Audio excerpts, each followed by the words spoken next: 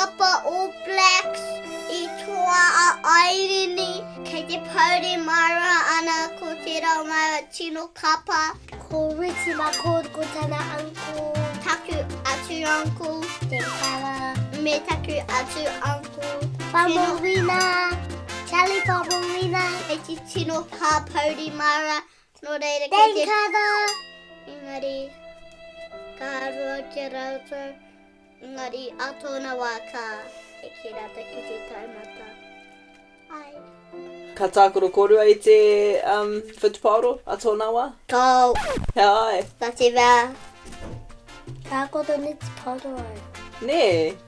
Ka tākoro hau te poi tūkohu me te hockey. Ka tākoro I te basketball me te hockey. Me te Me te nitu poro. Me te basketball. Ka aroha ki ngā All Blacks.